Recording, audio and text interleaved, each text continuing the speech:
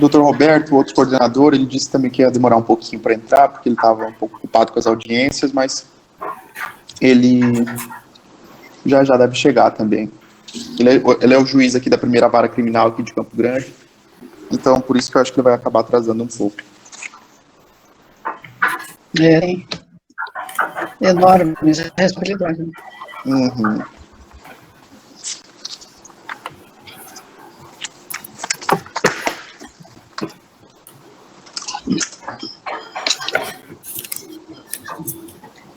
Eu me encantei quando era menina. Meu sonho era ser uma juíza de filme americano. Aqueles juízes infalíveis. A minha mãe, não sei se teve sabedoria ou não, de me dizer que era meio complicado. Aí decidi ser geógrafa, ver como era. E é muito parecido, isso é que é o pior. Os objetivos permaneceram os mesmos, tanto na geografia como se eu tivesse feito direito. Aí voltei a estudar direito agora, depois de velha. Só leio tudo do direito, sobretudo da criminalística crítica, né? Que é a que mais me atrai.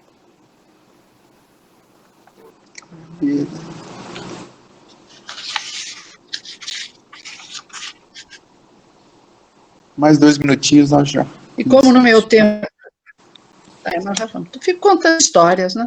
Como no meu tempo se estudava latim, 4 anos de latim, era catilinária, sabia tudo de cor. Para fazer direito era um pulinho, né? Nossa, a gente usa muito. Fica chique se dá em latim, não fica? É terrível, fica muito chique. Na verdade, hoje em dia... Sai o latim. Olha só. Hoje menos do que outrora, né? Hoje em dia, nas rodas nas rodas dos colegas advogados, nós fazemos uma aposta assim, ó, quem falar latim que vai pagar a rodada. Ótima. Mas eu fui de um tempo, eu tinha muitos amigos, não tenho, né? E era muito chique aquele negócio, era uma humilhação.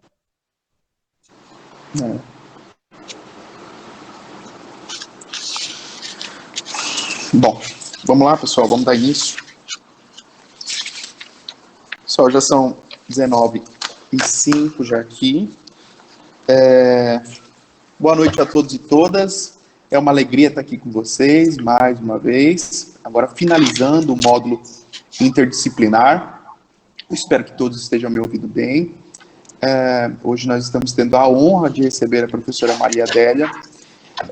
Uma felicidade sem igual, realmente, poder hoje recebê-la aqui. Mas antes que eu passe a palavra para ela também, e que possa apresentá-la, passar o seu currículo, para que assim ela possa dar início à exposição dela, o que nós temos que fazer? Tem alguns recadinhos e também nós vamos fazer chamada, o clássico e bom, né, professora? De sempre. Vamos lá, os recados.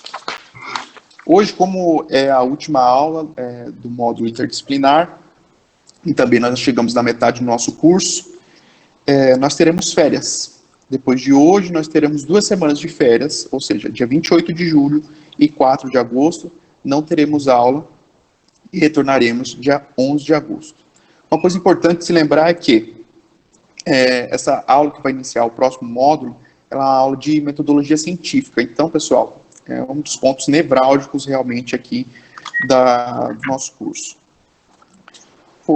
Colocado isso também, a questão da data da entrega do projeto de pesquisa, lembrando que é dia 31 de agosto, e também, como é final do módulo, eu coloquei aqui que nós, sempre ao final do módulo, nós fazemos a discussão de todas as aulas que nós tivemos durante ele, logo depois que a professora fizer a exposição dela. Tudo bem? A professora expõe a aula dela, nós vamos ter perguntas também, e depois disso nós nos despedimos dela e damos início aqui à discussão quanto à questão de todas as aulas que nós tivemos durante o módulo. Bom, é isso. Vamos lá. Professora Maria... eu queria também, perdão, me esqueci aqui, passar para os meus colegas, passar para eles também, dar uma boa noite deles para os alunos. Vamos lá, doutora Michele, doutor Gabriel, por gentileza. Boa noite a todos e a todas. Não sei se dá para me ouvir. Dá perfeitamente. Deixa eu ouvir. Boa noite, pessoal. Espero que vocês tenham uma boa aula. Seja uma aula muito proveitosa, porque realmente vale a pena. Isso. Ótimo, vamos lá. Bom, pessoal, hoje nós estamos tendo a honra de receber mais uma vez a professora Maria Adélia de Souza. E por que eu estou dizendo quanto à honra de poder receber a professora Maria Adélia? Acho que a gente precisa situar por que nós decidimos fazer esse convite, o qual ela aceitou de maneira tão carinhosa com a gente aqui. Bom, acho que mais ou menos uns 6 anos atrás, estávamos Dr. Gabriel, doutora Michele, eu e o professor Harris, que foi um dos professores de vocês já aqui no módulo, estávamos em São Paulo, no Seminário Internacional do Instituto Brasileiro de Ciências Criminais. Estávamos lá em São Paulo, lá no Hotel Tivoli Mofarrege, qual todo ano é o seminário, e nós nos enveredamos por encontrar uma palestra que a gente pudesse assistir realmente que parecia ser do nosso interesse. Nós estávamos todos na graduação, assim como vocês também. Falando, bom, apareceu lá uma palestra descrita assim: as novas configurações urbanas e a crise da política da sociedade contemporânea. Falamos, poxa, vamos assistir. Estava lá constando que a palestrante ia ser a professora Maria Adélia de Souza. Nós não conhecíamos a professora até então. E, pessoal, o que é tão significante esse momento? Por quê? Porque foi ali, na aula da professora, que nós percebemos o quanto é necessário realmente a interdisciplinariedade do direito. Nós percebemos realmente ali a importância disso, o quanto isso deve ser levado a sério, essa conexão das outras matérias com o direito. E, além disso, ali no final, a professora terminou a exposição dela brilhantemente, nós todos encantados pela aula que foi ministrada por ela. Nós terminamos a aula, ela terminou a apresentação dela e fomos ali logo, depois disso, já puxar assunto, conversar com ela, pedimos cartãozinho na época, todos ficamos fãs, assim, automático da professora. Foi realmente uma aula brilhante. Bom, diante disso, agora com a questão do laboratório, nós pensamos quem pode encerrar o módulo interdisciplinar. O primeiro nome que surgiu, propriedade, foi da professora Maria Adélia. 6 anos depois, ainda a aula, a palestra dela, a primeira pessoa que veio à mente, nós pensamos, tem que ser a professora Maria Adélia. E hoje, ela está aqui conosco. Eu vou passar o currículo da professora, e diante disso também já vou dar a palavra para ela. A professora Maria Adélia Aparecida de Souza, ela possui graduação em Geografia pela Universidade de São Paulo, diploma de Estudos Superiores, mestrado em Estudos Econômicos e Políticos, orientado por Celso Furtado, na Universidade de Paris, e doutorado em Geografia pela Universidade de Paris, orientado inicialmente. Professora, por favor, a senhora me corrija se meu francês estiver errado aqui. Pierre Monbege, e posteriormente por Michel Roquefort, ambos os títulos reconhecidos pela Universidade de São Paulo. Tem experiência nas áreas de geografia, lidando com os seguintes temas: epistemologia da geografia, uso do território brasileiro em distintas escalas geográficas, desigualdades e perversidades socioespaciais no Brasil, destacando os temas da fome, do sistema de justiça, do sistema único de saúde, do sistema eleitoral e a formação territorial brasileira, das questões regionais, locais, urbanas e metropolitanas. Estuda o estado de São Paulo e a cidade de São Paulo há mais de meio século e tem experiência na área de planejamento urbano e regional, com ênfase em teoria do planejamento urbano e regional, atuando principalmente nos seguintes temas: planejamento territorial, urbano e regional, cidadania, lugar e política de desenvolvimento urbano, tendo inclusive lecionado essa disciplina no Departamento de Geografia da Universidade de São Paulo. Participou da elaboração da primeira Política Nacional de Desenvolvimento Urbano do Brasil, coordenou as primeiras políticas de desenvolvimento urbano e regional e a descentralização e desconcentração industrial do Estado de São Paulo.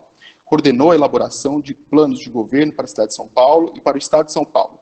É doutora honoris causa de universidades brasileiras e, em 2018, foi considerada uma das mulheres pioneiras da ciência brasileira pelo CNPq. Recebeu o primeiro prêmio de francofonia em urbanismo da Academia de Paris e Fundação França e ocupou a cátedra de Direitos Humanos da Universidade Católica de Lyon, na França.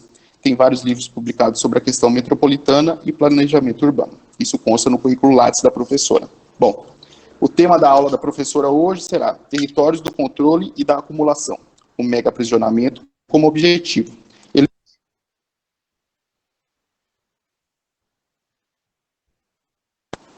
Pessoal, perdão, entrou uma ligação aqui. Voltando, todos me ouvindo bem?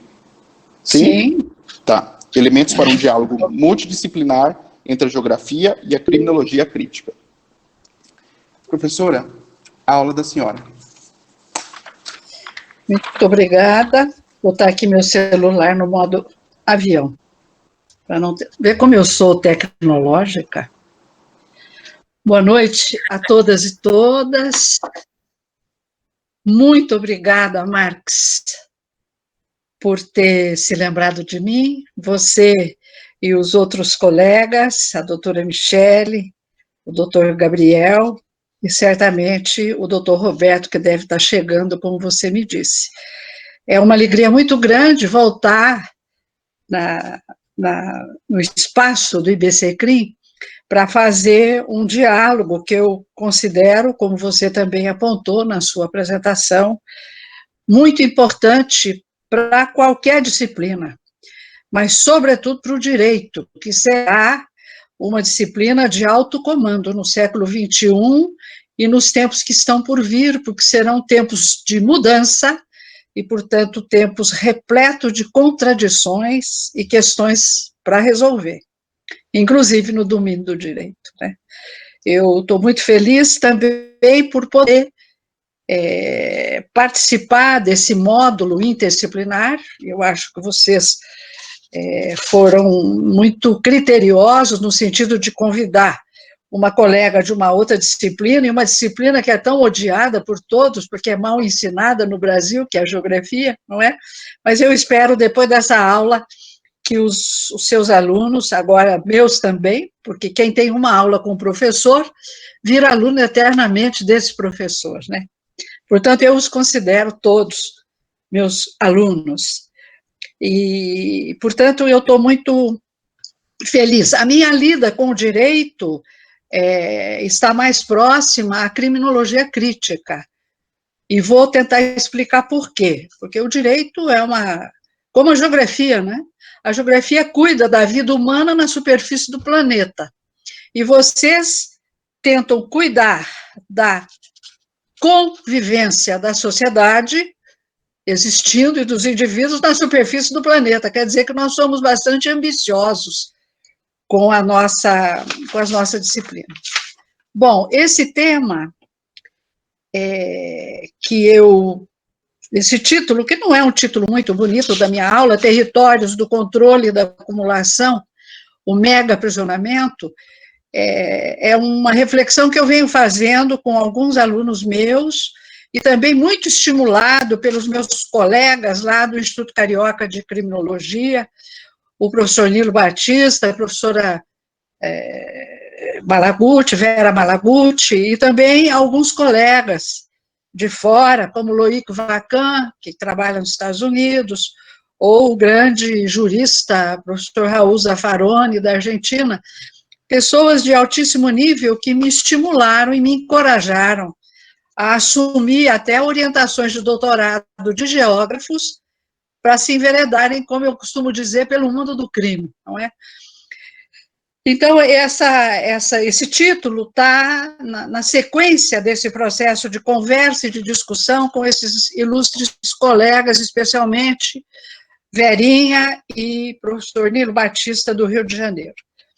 E eu tracei o meu plano de aula no sentido de fazer aquilo que o módulo de vocês está pedindo, que é um diálogo que eu chamo de multidisciplinar, e vou dizer por quê daqui a pouco, né? Então, eu vou fazer uma pequena introdução, vou elocubrar um pouquinho essa questão da exigência da multidisciplinaridade na produção do conhecimento contemporâneo, especialmente das ciências humanas, que tiveram seus paradigmas científicos muito modificados depois que o iluminismo começa a ceder lugar a uma formulação crítica, iniciada, sobretudo, pela filosofia, pela economia política, com Marx, aliás, teu xará, não é? O terceiro tópico desse plano que eu mandei para vocês é discutindo um pouco a questão do método. Você disse que vocês vão entrar aí no módulo agora de metodologia, e é fundamental, é essencial para qualquer tipo de formação superior, né? Então, eu vou falar um pouquinho disso e como eu lido com essa questão do método interdisciplinarmente. Quer dizer, como geógrafa, como é que eu consigo entender o direito, entender a psicologia, a economia, ou seja lá como for. E assim é que eu formo meus alunos, não é? Para concluir com a grande questão que nos une, que nos reúne, os geógrafos e os colegas do direito, que é essa questão contemporânea, gravíssima, do mega aprisionamento, entendido por nós todos, não é, como uma forma de controle social. Vou explicar por que a geografia pode contribuir também com essa reflexão. E aí eu trago uma novidade metodológica para os estudos criminológicos e para os estudos geográficos, me adaptando e avançando um pouco num conceito de um ilustre colega geógrafo e grande intelectual brasileiro, que foi o professor Milton Santos, de leitura obrigatória de qualquer cientista ou de qualquer profissional brasileiro no presente. Eu vou falar um pouco dos circuitos espaciais e os círculos de cooperação que tanto na economia, na sociologia, na geografia, como no direito, precisam ser, né, até chegar a umas considerações finais. Eu juntei uma imensa bibliografia aqui, porque é a bibliografia que eu venho lendo nos últimos 10 anos e que me inspira muito e que me dá coragem a dialogar com vocês, os colegas do direito, né? Eu tenho feito um diálogo interdisciplinar com a criminologia, com a filosofia, com a psicologia, com a economia e com a sociologia também, não é? Então, eu não consigo fazer meu trabalho de geógrafa e de planejadora territorial sem dialogar com essas disciplinas. O diálogo com a criminologia, ele se torna evidente porque, para início de conversa, qualquer aluno que chega no ensino superior, os professores precisam, desde já, independentemente da disciplina, biologia, genética, informação, computação, seja lá o que for, nós temos que ensinar os nossos alunos a terem uma concepção de mundo, para que ele possa lidar com a sua disciplina e existir, exercendo a sua disciplina profissionalmente ou como professor, a partir da sua visão de mundo e evitar a ideologização. A sua visão de mundo não se construirá esquizofrenicamente, mas se construirá a partir da leitura de alguns autores que são importantíssimos e que todos nós precisamos ler hoje em dia. Eu estou indicando um livro aí na bibliografia, do Milton Santos, exatamente, que eu considero um dos melhores livros para se compreender a globalização. Então, nós vivemos nesse tal mundo dito globalizado e é preciso saber o que ele é. Há outros bons autores, um que eu não coloquei aí, mas se os alunos quiserem anotar, de qualquer forma, essa aula vai ficar gravada, que é de um espanhol, catalão, professor de história, de filosofia e jornalista, que se chama José Carlos Bermejo. E o livro dele tem um título magnífico que se chama A Consagração da Mentira. Para ele, como para mim, a globalização é um estado de mentiras, é um complexo de mentiras, porque ela é impossível de acontecer. O que acontece é o seu par dialético. O par dialético oposto à globalização é a perversidade.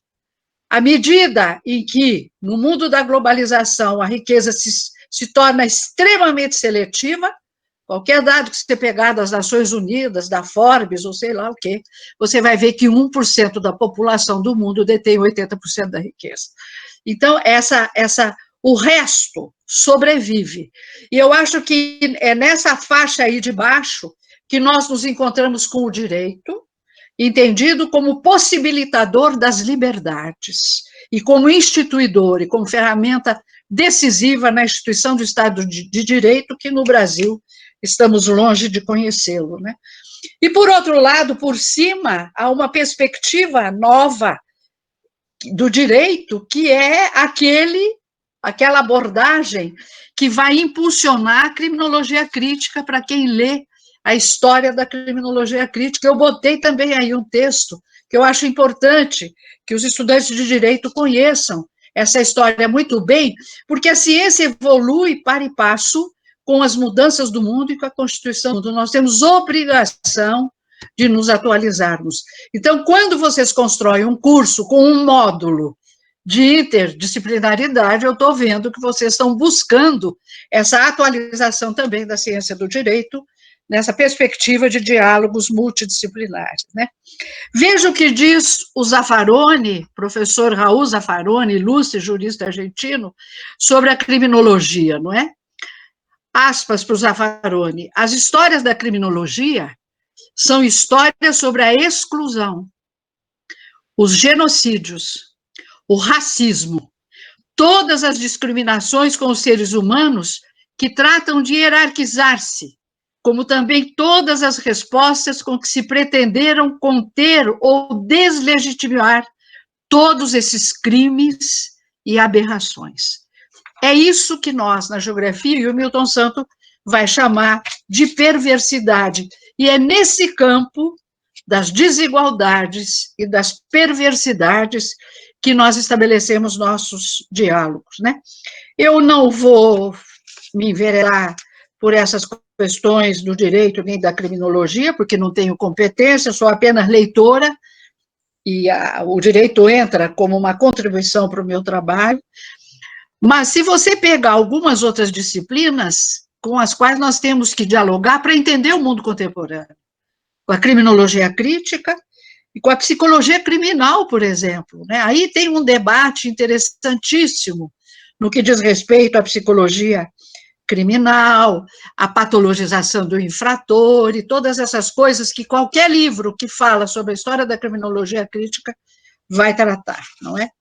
A outra, tem uma psicóloga gaúcha, eu acho que ela é gaúcha, que é muito citada pelo professor Nilo Batista, que é a Cristina Halter, não sei bem, ou é do Rio de Janeiro, eu não sei bem de onde é a Cristina, eu a conheço, eu a vi no seminário uma vez, mas nunca mais me encontrei com ela.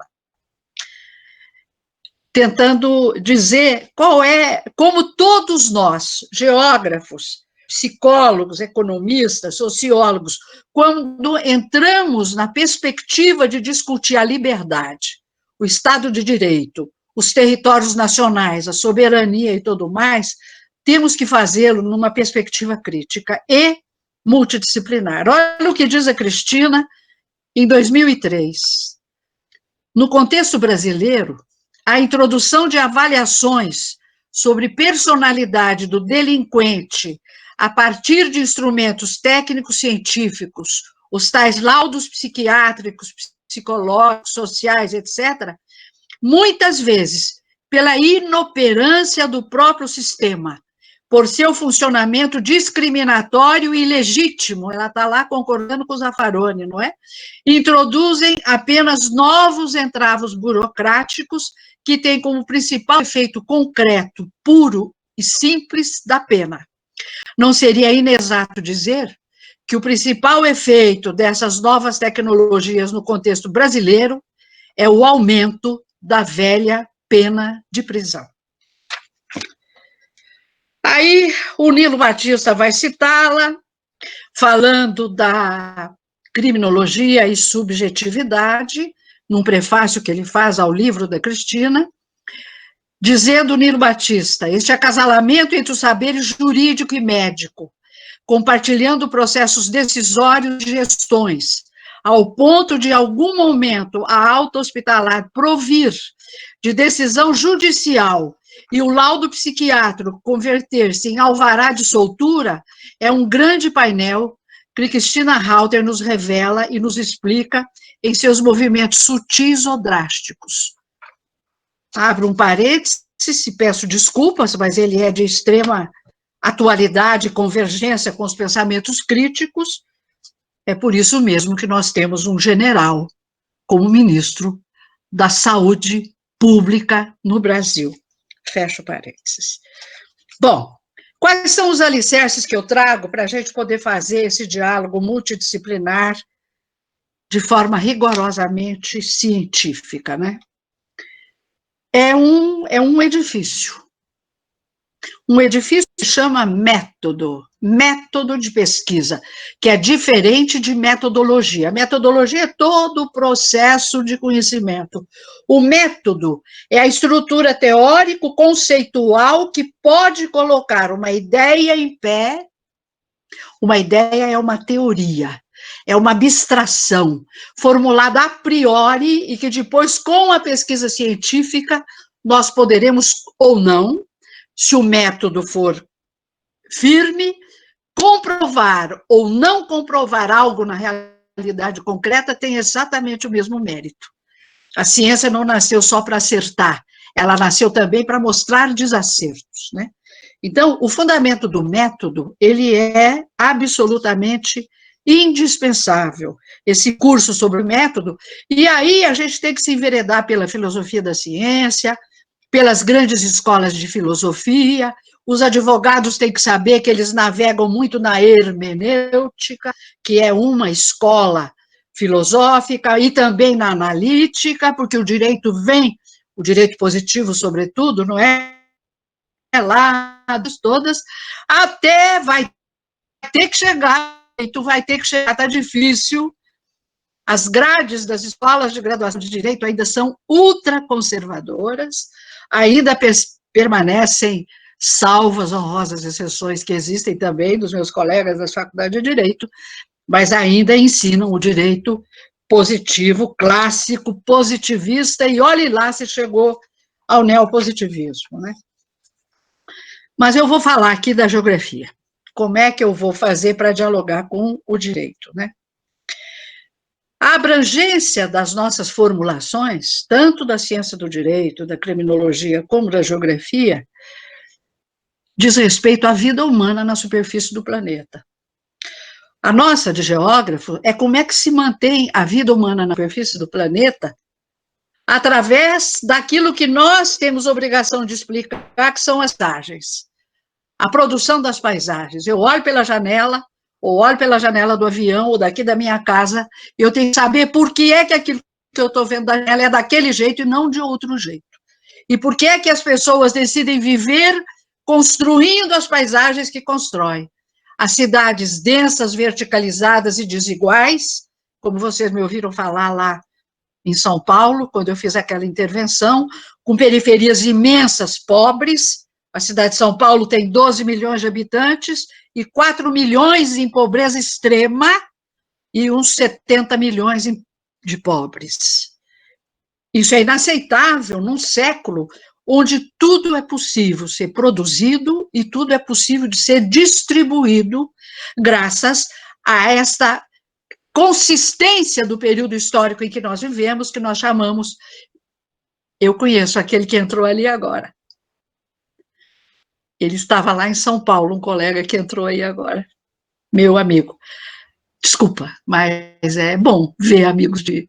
E eu estava dizendo que, da mesma maneira que nós nos preocupamos em explicar as paisagens, e no meu caso, eu me interesso pelo grande drama da sociedade mundial contemporânea, que é aquele das desigualdades, que nós chamamos de desigualdades socioespaciais, e eu acho que se podia chamar também de desigualdades jurídicas, porque nem todos têm acesso ao direito, e muitos que têm acesso ao direito não o têm de forma correta por conta do recorte, não é? De preconceitos de toda a ordem, meu querido amigo, que entrou aí de novo. Pois bem, Então, para nós temos um edifício teórico-metodológico que começa com a definição, com uma teoria. Uma teoria é um conceito explicitado, né? O espaço geográfico que todos nós vivemos na superfície do planeta, por enquanto, é um indissociável sistema de objetos e ações. Eu estou falando isso para chegar no direito. Só que isso é uma categoria de análise, é uma instância, é uma abstração filosófica. Por quê?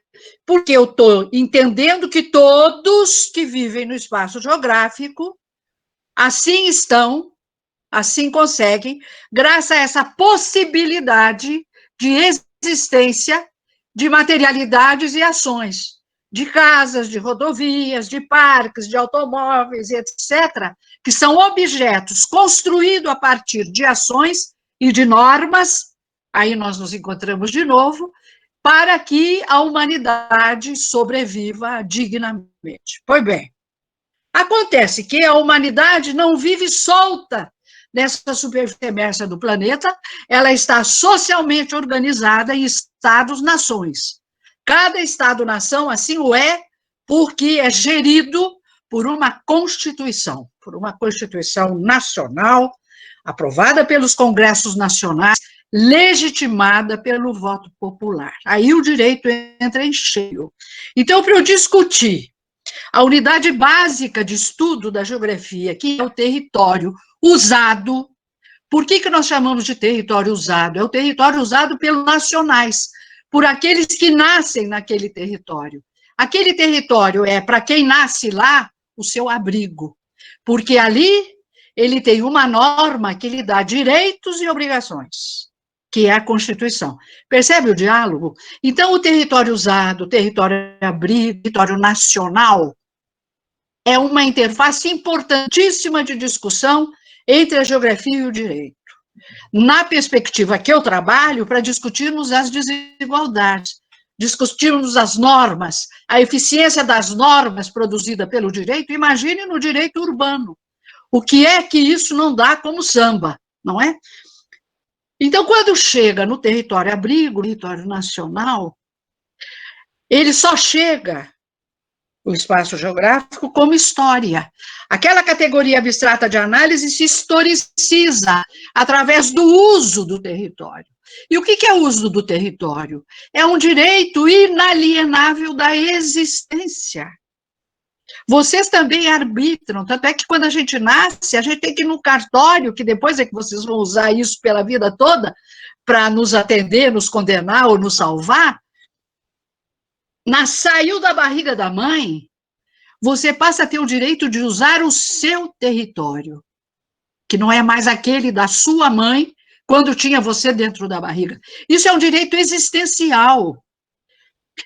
E isso faz com que todos, em princípio, tenhamos, porque nascemos todos do mesmo jeito e pelo mesmo orifício, temos todos o direito de existir e usufruir de um bem-estar a partir da existência.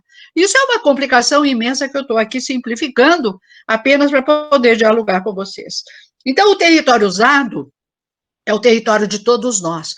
Mas quando eu vou falar das empresas, e aí é mais uma interlocução que eu faço com a criminologia crítica, porque uma das grandes preocupações do mundo contemporâneo, dessa perversidade trazida pela globalização, é a atuação das grandes empresas.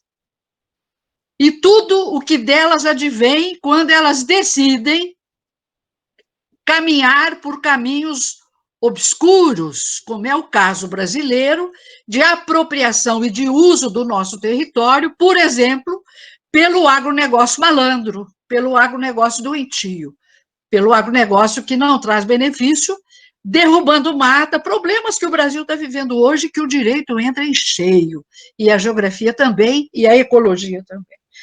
Então, nós temos o território usado pelas pessoas, que é o território abrigo, e temos o território usado pelas empresas, que não é o mesmo das pessoas.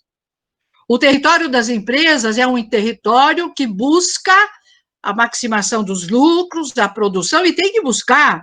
Isso é o objetivo princípio das empresas, não estou criticando, só que são objetivos diferentes. E ambos têm que ser regulados em função do bem-estar do território nacional, ali onde aquelas empresas nacionais ou internacionais estão atuando. Vocês são muito jovens, você não sabe como tem sido a luta para se acertar, isso é fato recente, regulado pela Constituição de 88. Como que se acerta a entrada de empresas multinacionais aqui, o que elas podem ou não podem fazer, e como fazer, não é? Mas isso é um debate para vocês. Espaço geográfico, território usado, território como recurso das empresas, e aí eu chego na última instância, que é muito ainda pouco pesquisada pelos geógrafos, e que eu acho que será o nosso grande campo de batalha de todas as ciências humanas, que é a questão do lugar, que também é um definidor de questões muito interessantes para o direito. O lugar é sempre confundido na literatura das ciências humanas, até a chegada do professor Milton Santos, que botou os pingos nos is, é confundido com localidade. Tanto é que na carteira de identidade está escrito lugar de nascimento. E não é lugar de nascimento, é a localidade onde nasceu. A localidade ela é expressa por meridianos e paralelos e ela se mede em graus e minutos. Ela tem que ser precisa onde você nasceu. Já o lugar, propõe o professor Milton, é o espaço do acontecer solidário, é algo abstrato. Nós agora, essa aula eu estou dando, constituindo um lugar virtual. Veja a possibilidade. Por isso que o conceito de lugar precisa ser revisto. Ele não tem materialidade. O lugar, como espaço do acontecer solidário, é o lugar da vida, é o lugar da prática política. E é isso que eu não ouço falar. Então, as análises sobre política, hoje em dia, por conta da crise mundial, este conceito que é valioso e primoroso, e no Brasil ele foi definitivo, a Constituição dos Lugares, no dia 13 de junho de 2013, meu neto pegou aqui, desculpa. Em junho de 2013, que acabou com o impeachment de uma presidenta e toda a crise política que todo o impeachment traz no seu bojo, não entrarei no mérito desse.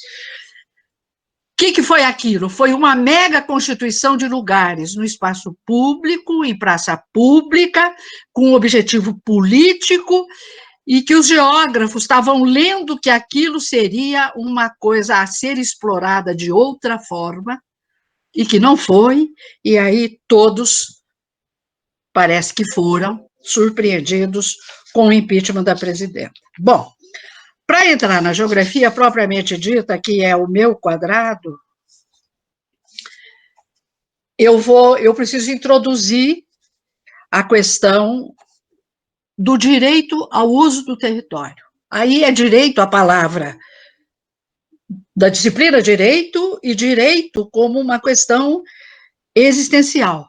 O direito de existir e o direito ao uso. O problema que a geografia tem que estudar é esse direito ao uso, e para isso nós precisamos da sua disciplina.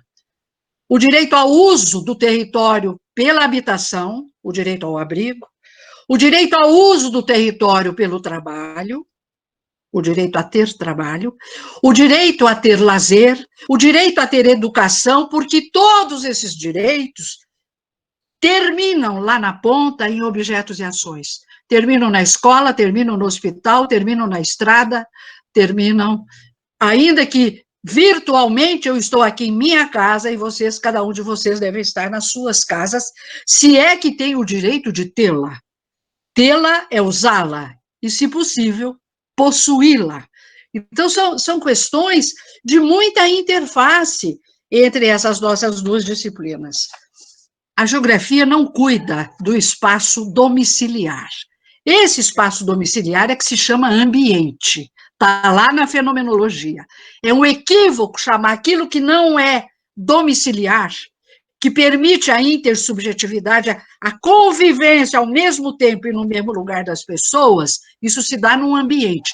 Saiu daí, o conceito é outro, e vem da geografia. Aquilo que está fora se chama meio natural, meio geográfico, meio técnico. composto de estradas, escolas, meio técnico, científico e informacional, como chamou o professor Milton Santos, que é a agregação de ciência e tecnologia ao território, usar o território com ciência e tecnologia para que a globalização possa funcionar.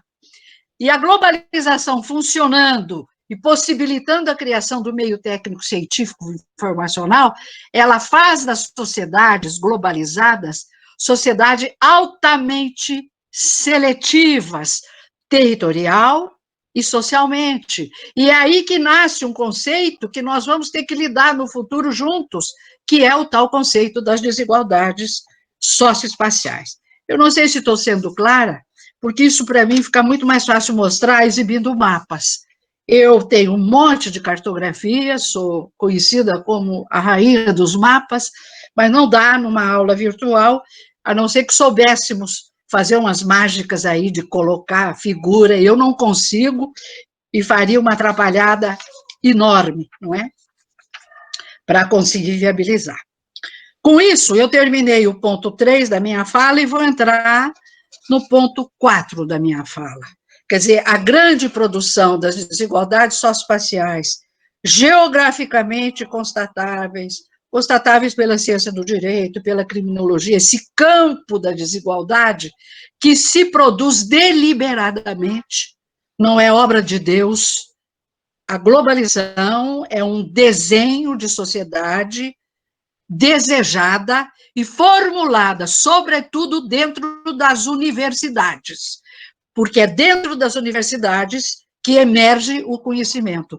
E não é à toa que, pelo menos quase um século para cá, as universidades se esqueceram de trabalhar pela humanidade e começaram a trabalhar pelo mercado, porque a técnica e a ciência entram dentro da universidade, as agências vão financiar projetos de, aspas, inovação tecnológica, novas tecnologias, biotecnologia e tudo mais, e isso envolve uma dinâmica na reprodução do grande capital assustadora, que tem como contraponto a produção de desigualdades. Pois bem, e qual é a resultante disso tudo que nos interessa aos geógrafos e aos profissionais do direito? Aquilo que o pessoal da criminologia crítica chama de mega aprisionamento, é claro. Agora, não é porque a sociedade se tornou pior, como diz os preconceituosos, a gente está vendo todo dia aí na televisão, pessoas agredindo, você é pobre, você não sabe falar francês, você é um idiota, como se a pessoa adorasse, torcesse para nascer pobre. Como se isso não fosse causa e produto da dinâmica social e que se reflete nas paisagens, nas condições de vida real das pessoas. E está ficando cada vez mais difícil. Eu torço para que os meus estudos tenham razão e que o professor Milton Santos, com quem eu discuti tanto essa hipótese, que nós não estejamos entrando na barbárie, eu tenho certeza que não entraremos, mas que nós estaremos entrando num novo período da história chamado período popular, ou período demográfico da história. O direito que se prepare, porque ele vai ter que se renovar, porque a confusão vai ser muito grande, porque vai ser, eu vou falar francês, um bouleversement, eu não falo latim como vocês, mas eu falo francês, uma virada pelo avesso da sociedade como um todo. Por quê? Porque a tal da globalização trouxe com ela as altas tecnologias e a velocidade, mas nem todo mundo entrou na onda da globalização.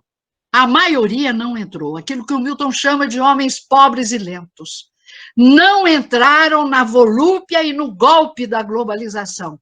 Ficaram lá à margem, mas sobrevivendo. Tanto é que são bilhões na superfície do planeta que a globalização não conseguiu matar, não é? Então é dessa gente lá, constituindo lugares solidários, massacrados pela polícia, porque a questão da violência não é no Brasil, lamentavelmente, uma questão política, uma questão de polícia, É uma vergonha, eu acho que o direito tem que encarar isso também. Como é que se mata tanto nas periferias das grandes cidades, e pior, tantos jovens de 15 a 29 anos e pretos. Eu tenho os dados todos dos aprisionamentos, como vocês devem ter, o que é para nós no Brasil, que passamos, daqui a pouco eu vou dar esses dados, e estamos num crescimento vertiginoso do processo de aprisionamento, né? Então, o mega aprisionamento é a resultante de um modelo de sociedade que o mundo como um todo decidiu definir e implantar, né? Agora, o drama é que em cada época, cada sociedade produz as suas próprias técnicas corretivas, não é? A nossa agora é a torneleira, não é? Alta tecnologia, você solta o preso, mas ele está controlado, isso ameniza a pena de uns, não ameniza de outros. O Milton Santos tem uma frase muito bonita, antevendo essa questão que o direito vai formular. Abro aspas para o Milton Santos, das novas técnicas corretivas. Como as formas geográficas contêm frações do social, elas não são apenas formas, mas elas são também formas conteúdo. Por isso é que vocês têm que acompanhar com muito cuidado aquilo que nós estamos produzindo como conhecimentos do uso do território, para que vocês possam presumir, antecipar questões do direito que certamente surgirão com essa mudança, né, da organização social. Agora, por que esse mega aprisionamento e por que essa nova forma de controle social, né? Por que essa onda punitiva? Porque essa onda punitiva diz respeito aos pobres. E por que aos pobres? Porque a assistência pública foi recuando.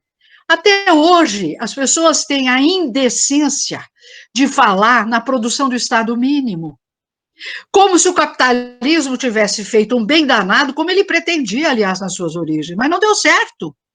Ele produziu uma enorme seletividade social, muito ajudada pelo desenvolvimento das tecnologias e, sobretudo, das tecnologias da informação. Então, você tem uma erosão da assistência pública, você tem a eclosão do estado de bem-estar, todo mundo tendo que se responsabilizar pela sua vida, pela sua saúde, pela sua casa, pela assistência de toda forma.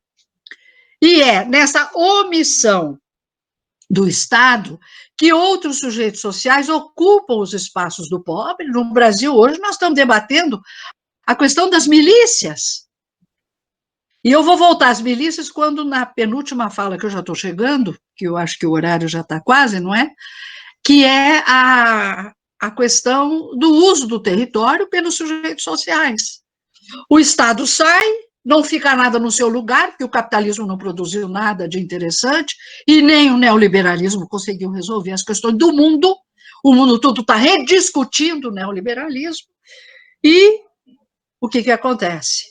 A política penal, ela segue em direção oposta às questões do bem-estar e do progresso que seriam trazidas pelo tal do capitalismo e pelo tal do neoliberalismo. E a cadeia e o aprisionamento, agora cada vez mais em massa, é que passa a ser considerado, né? Como diz o Loïc Vacan, sociólogo e pesquisador dessa temática, nosso colega e inspirador, aspas para o Loïc, punir os pobres é a nova gestão da miséria. Do que se trata? Desmantelar o Estado previdenciário para instituir o Estado penal, não é? É o que nós assistimos, as PMs atuando indiscriminadamente, as balas perdidas e tudo mais, né? Eu trouxe umas figurinhas para mostrar como é que o aprisionamento vai se fazendo, né, e o porquê. Eu não sei se vocês estão vendo essa imagem, dá para ver? À direita ou à esquerda? É uma árvore toda torcida, segurada por uma estaca bem grossa, que é o que pretende a prisão. Você pega o cara torto, segundo a ideia de alguns, ou da maioria, e aí você vai endireitando. A partir de que projeto? Você vai trancando. Você tranca tudo para endireitar. você tranca em hospital para cuidar da saúde, você tranca na indústria para ganhar salário, você tranca no quartel para aprender disciplina e defender a pátria, e você tranca na escola para aprender a ler e escrever. Eu trouxe aqui os exemplos de aprisionamento, desde a prisão Gaida, não é? Que era aquela estrutura toda de bambu, com um cara sozinho preso lá em cima, vocês devem saber disso melhor do que eu, até chegar numa big prisão norte-americana para milhares de aprisionados ao mesmo tempo, né? Então, é isso que resulta essa sociedade contemporânea, e é por isso que essas paisagens que nós estudamos dizem tanto respeito ao trabalho de vocês, né? O que eu gostaria, então, agora de entrar na minha quinta parte, que eu chamei aí, é uma novidade que eu trago de presente, que eu ainda estou estudando, um conceito para aplicar nos estudos criminológicos, pelos geógrafos, para ajudar vocês a entenderem os seus problemas, que é a incorporação do conceito de círculos e circuitos espaciais do Milton Santos, que ele aplicou à produção. Eu acho que dá para aplicar a criminalidade, os circuitos espaciais da criminalidade. Por que que dá?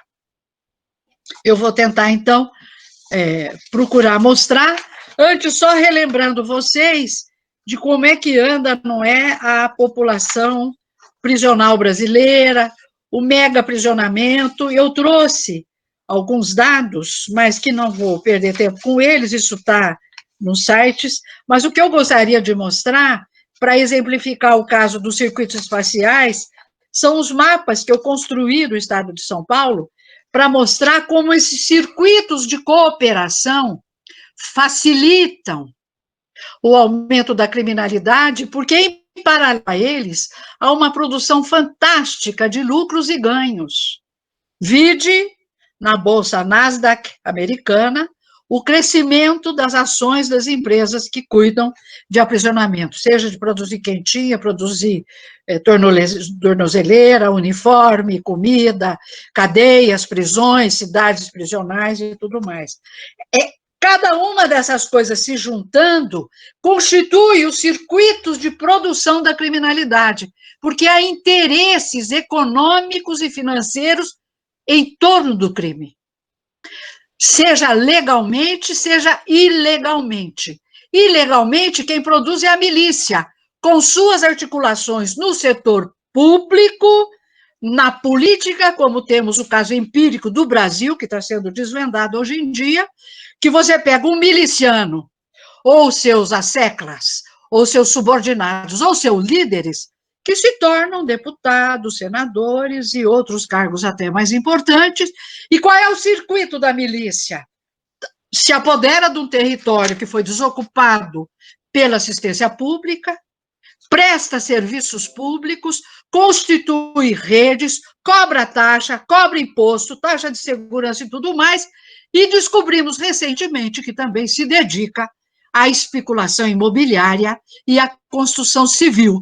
Foi por isso que eu me atrevi a dizer que os circuitos espaciais produtivos fazem parte da criminalidade. E, evidentemente, os círculos de cooperação, a lei do silêncio, a outorga de distinções em câmaras municipais a milicianos, são círculos de cooperação.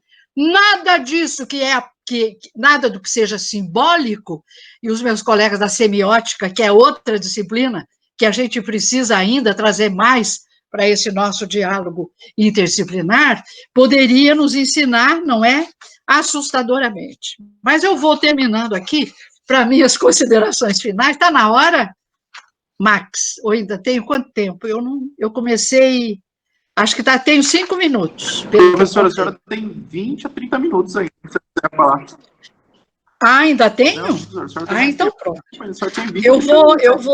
Eu vou guardar aqui essa última parte, que é a mais quente, para eu desenvolver, então, um pouquinho mais, não é?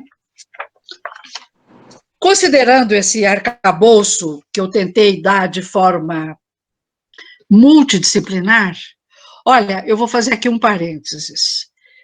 A interdisciplinaridade é um atributo da realidade. A realidade é interdisciplinar. O ensino é multidisciplinar. Por quê? Porque o processo de conhecimento profundo se dá com a profunda disciplinaridade. Dizem os epistemólogos, não é uma geógrafa estudiosa das rudes paisagens montanhosas que vai ensinar aos filósofos do direito o que é filosofia, ou o que é epistemologia. Mas eu vejo isso sendo tratado, criaram até doutorados interdisciplinares. Um doutorado não pode ser interdisciplinar, ele é multidisciplinar, a não ser que ele seja temático. Nós temos aqui no Brasil uma universidade interdisciplinar, que é a UNILA, que cuida da integração latino-americana, que é um tema interdisciplinar. Mas lá dentro tem cada um ensinando a sua disciplina, advogados, geógrafos, sociólogos e tal. Há uma confusão a respeito disso, e eu escrevi um texto que eu vou mandar para você, Max, e pediria a você distribuir para os seus alunos e para os colegas que tiverem a generosidade de ler esse texto que eu escrevi para abrir um seminário, por sinal, numa cidade que ficou muito famosa ultimamente, que é Marília, na Universidade Estadual de Marília. Eu fiz essa palestra. Mas vamos lá. Quais são as questões centrais, não é, que eu estou discutindo aqui para esse diálogo que eu estou pretendendo fazer entre a geografia e o direito? No mundo e num período da história chamado de período técnico, científico e informacional, ou seja, a técnica, a ciência e a informação invadiu a nossa vida em todas as dimensões de tempo, no tempo longo, no tempo médio e no tempo curto da vida cotidiana, e mais, este período permite a sobreposição espaço-tempo. Nós estamos nos vendo real e fisicamente no mesmo tempo, não fora a décalage horaire, como dizem os franceses, essa diferença de horário que existe entre vocês. Vocês hoje estão mais adiantados do que eu, não é? Então, o que acontece com esse mundo da ciência, da técnica e da globalização atuando de forma seletiva nas sociedades, chamado de globalização? Ele vai possibilitar, certamente, a reprodução ampliada do capital nos processos de terceirização. O neoliberalismo trouxe esse recado e tudo foi terceirizado. Você contrata um, que contrata o outro, que contrata o outro, e quando diz respeito à sociedade como um todo, você perde a condição do controle da eficiência da prestação do serviço, porque você não sabe mais a quem cobrar. Qualquer um de nós tem experiência de reclamação de um serviço mal prestado, com uma grande empresa pegue a telefonia ou pegue a eletricidade. Passa, que digita, para depois você provar que pagou a conta que ele não acompanhou direito. Então, é um mundo de uma perversidade extraordinária, mas que permite a ampliação do capital e, claro, dos serviços carcerários, que não escapam a isso, e que se modernizam, com o discurso de humanização das prisões, ou chega lá do que for.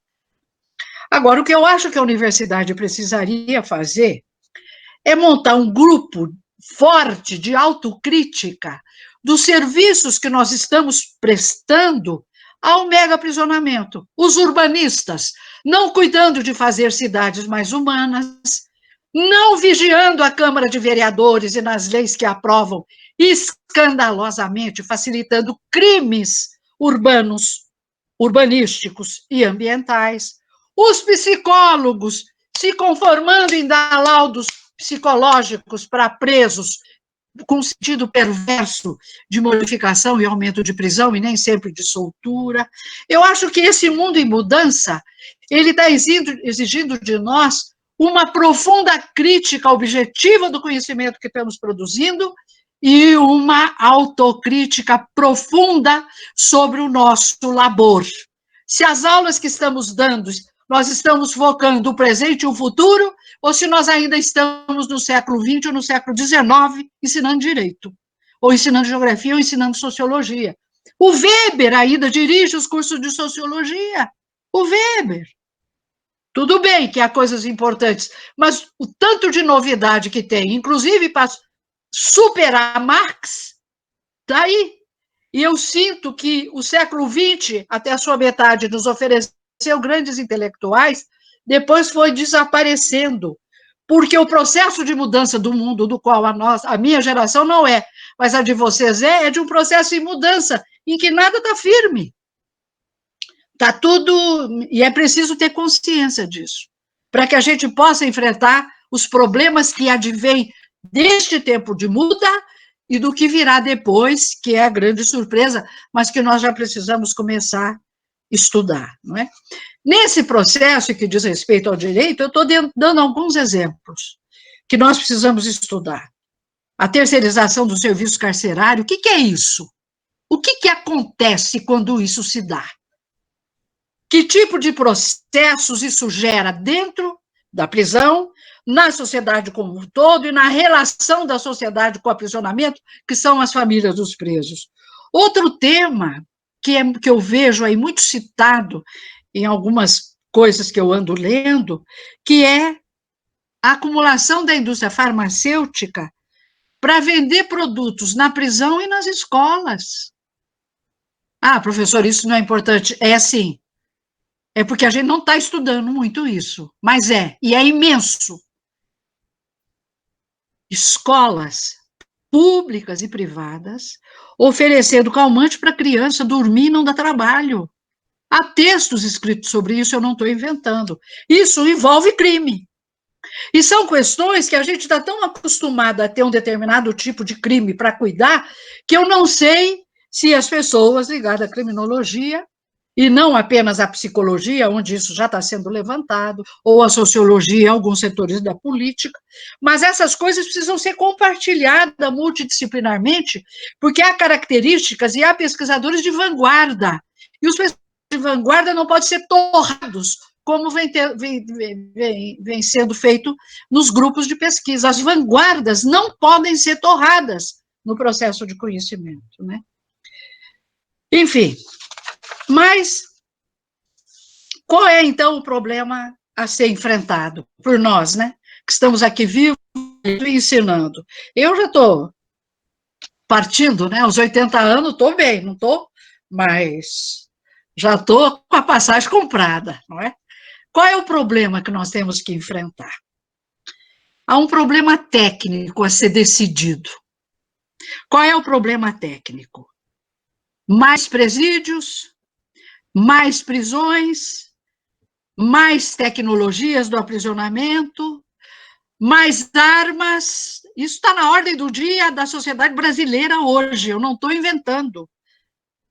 Controle remoto de presos, braceletes, tornozeleiras. Será que nós estamos com essas coisas bem conhecidas, não em termos quantitativos só, mas em termos processuais, qualitativos, essenciais? Será que nós temos domínio do sentido? Porque eu ouço essa discussão da modernização da prisão, até com certa condescendência, inclusive por pessoas que se dizem progressistas politicamente. Mas tem um outro problema, que esse eu acho gravíssimo, que é o problema político. Eu levanto o problema da norma com os colegas de direito, o problema técnico com os colegas de direito, porque toda a técnica é normada. Não há produção de técnica sem normatização. Até para que ela comece a funcionar, hoje eu vi a boa notícia. Oxford descobriu a vacina contra o coronavírus, desde que ela seja normada, ou seja, aprovada pelos conselhos competentes. E toda norma, ainda que produzida por cientistas, passa a ser uma norma jurídica, porque ela dá margem a questionamentos, não é? Mas o que acho que é mais complicado do problema a ser enfrentado é esse mesmo, de se discutir o sentido da prisão e o que é o aprisionamento. E o conhecimento da prisão dentro do processo de acumulação, eu não vejo ele muito estudado pelos economistas. Eu não vejo ele muito estudado em termos que tipo de reprodução social uma cidade, um país que conhece um aprisionamento em massa está tendo. Eu acho que os Estados Unidos e o Brasil, logo, já merecem ser estudado. Dá nisso o processo de aprisionamento e de mega aprisionamento, dá nesse tipo de sociedade desigual, preconceituosa e elitista. E eu posso argumentar em favor, não estou ideologizando a minha aula. Há estudos sobre isso, há resultados sobre isso. O Loïc Wacam, ele tem trabalhos muito interessantes a respeito dessa onda punitiva, né? Que no Brasil, a gente, felizmente, começa a ter alguns estudos, mas somos ainda poucos, né? Mas a prisão e o aprisionamento tem sido ainda a grande palavra de ordem para qualquer tipo de questionamento que se faça a qualquer ambiguidade do comportamento social. Eu estou evitando de usar termos jurídicos que não conheço, e mesmo os que conheço posso usar mal, né?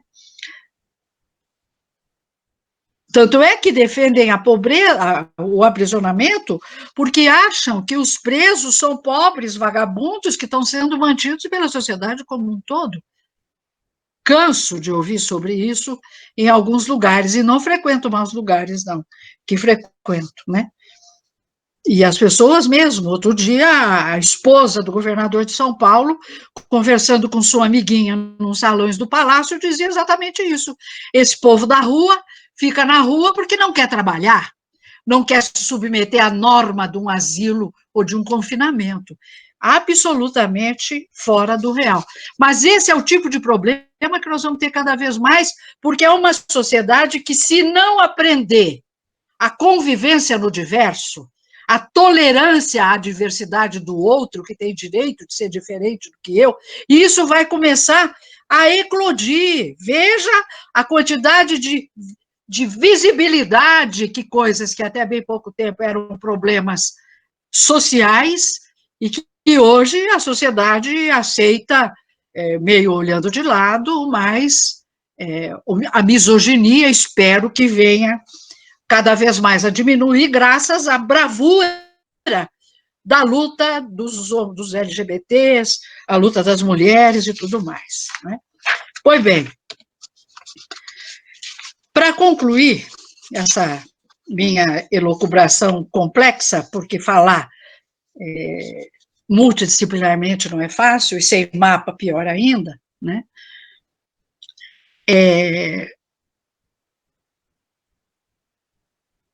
Eu gostaria de apresentar aqui as 4 etapas para a gente refletir bem dessa onda punitiva que a globalização, o uso do território, a impunidade legal nos processos de construção das cidades, a impunidade nos processos de apropriação e usos do território, a forma de construção das câmaras políticas nos processos de decisão e tudo mais que a Jo observa, que o direito observa, que as ciências humanas observa.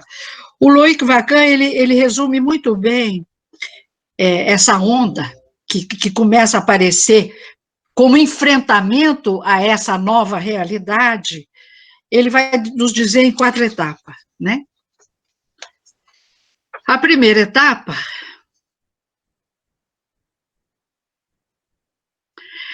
que ele vai dar como exemplo os Estados Unidos é o declínio acelerado e a miséria do Estado social dos Estados Unidos, chegando ao clímax, com a substituição do bem-estar protetor pelo estado do trabalho social disciplinar.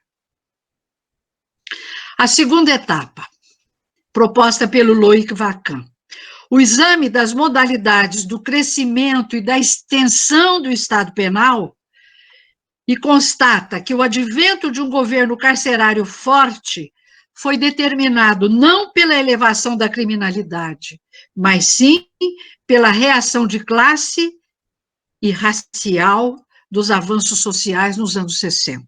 Não é à toa que 70% dos aprisionamentos feitos no Brasil hoje são de jovens de 15 a 29 anos, pretos e pardos.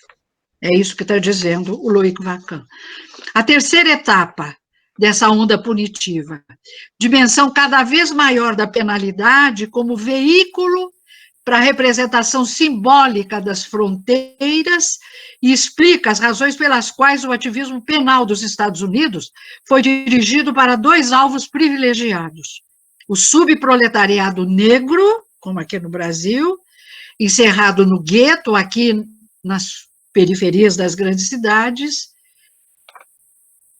e transformado em predador sexual nômade.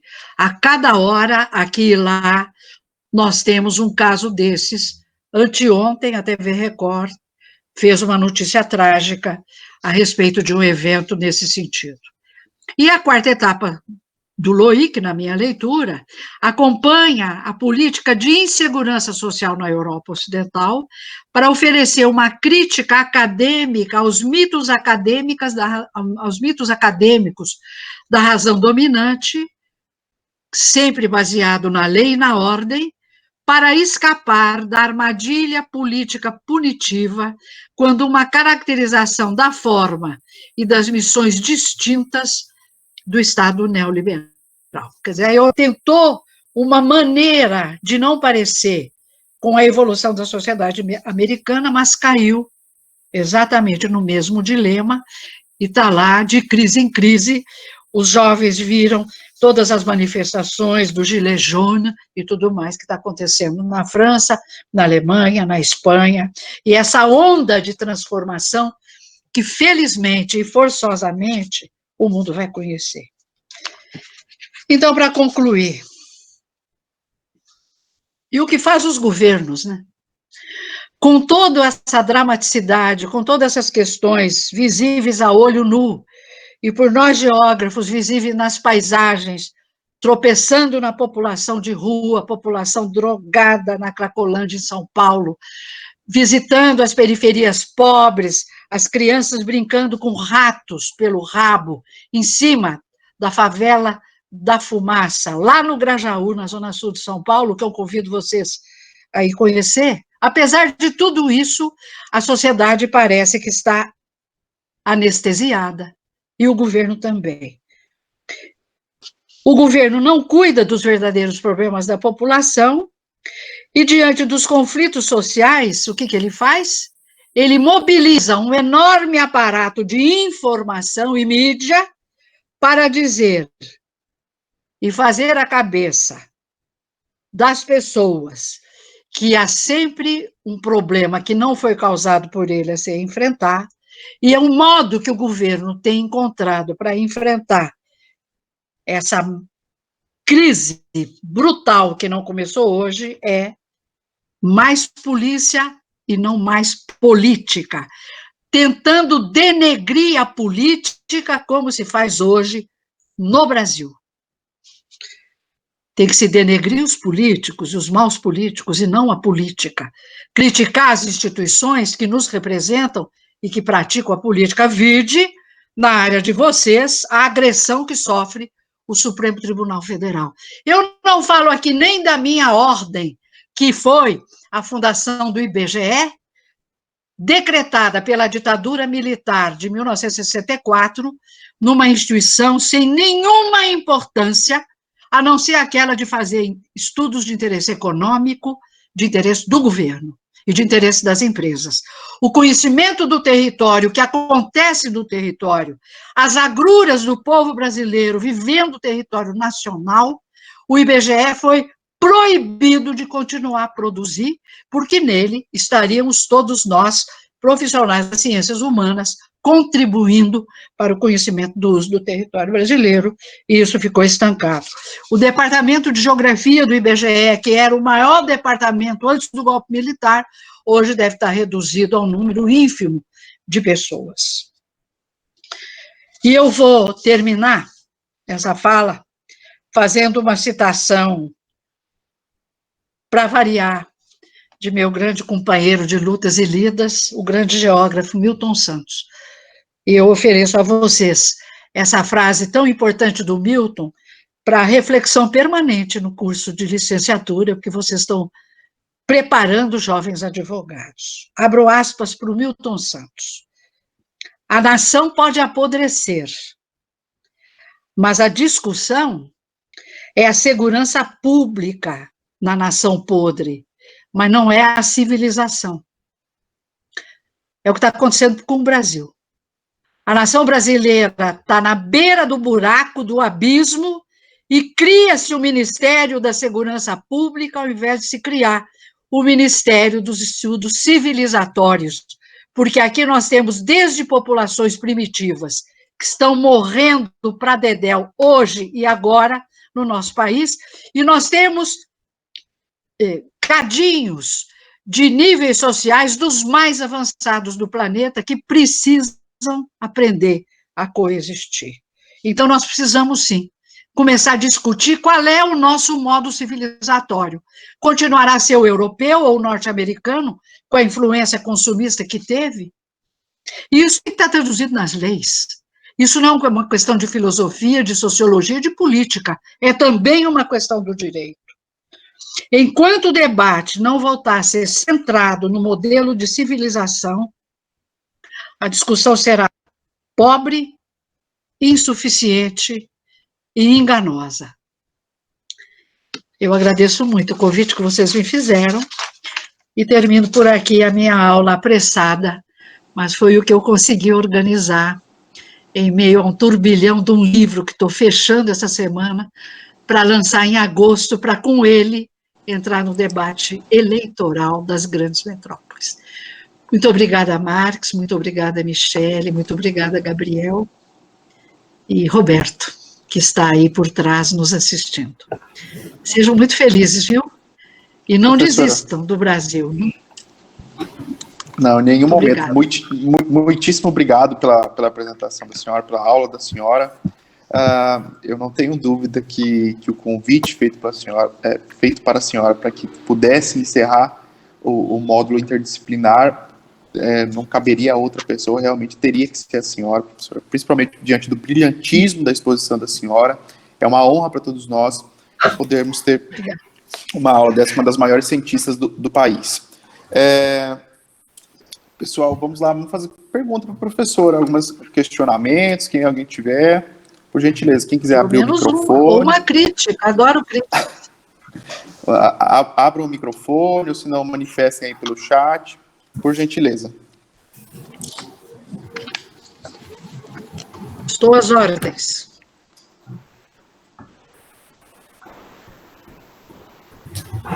Luciano. Olá. Luciano. Boa noite, estão me ouvindo? Sim. Sim. Boa noite, Marcos. Boa noite a todos os colegas. Boa noite, doutora Maria Adélia. É um prazer assistir a aula da senhora, aprendi muito. Conheci bastante, até um pouco antes da aula.